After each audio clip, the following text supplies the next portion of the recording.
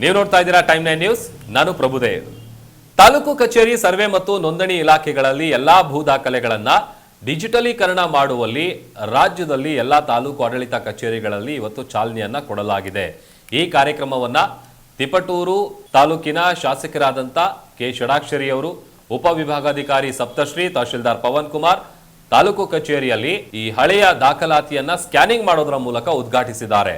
ನಂತರ ಮಾತನಾಡಿದಂತ ಶಾಸಕ ಕೆ ಷಡಾಕ್ಷರಿ, ಎಷ್ಟೇ ವರ್ಷ ಹಳೆಯ ಭೂ ದಾಖಲೆಗಳು ಕಳೆದು ಹೋಗದ ಹಾಗೆ ಮತ್ತೆ ಸಂರಕ್ಷಿಸಲು ಇದು ಸರ್ಕಾರದ ಅತ್ಯುನ್ನತ ಯೋಜನೆ, ಸರ್ಕಾರದ ಮೈಲಿಗಲ್ಲು ಅಂತೇಳಿ ಮಾತನಾಡಿದ್ದಾರೆ.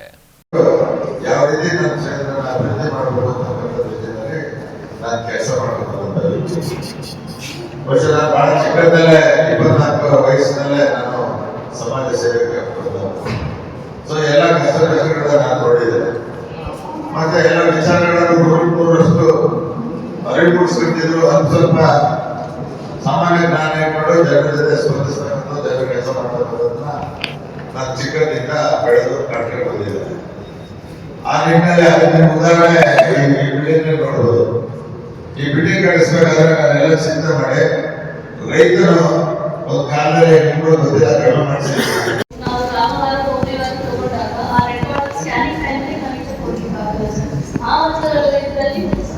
ನಮಗೆ ಜನಗಳಿಂದ ಸಹಕಾರ ಕೊಟ್ಟರು. ವಾರ ಬಿಟ್ಟು ನಂತರ ತಗೋಬಹುದು. ಪ್ರಾಸೆಸ್ ಅಲ್ಲಿ ಇರುವಂತ ರೆಕಾರ್ಡ್ಸ್ ಆ ಕ್ಷಣದಲ್ಲಿ ನಮಗೆ ತೆಗೆಯಲಾಗುತ್ತಿತ್ತು.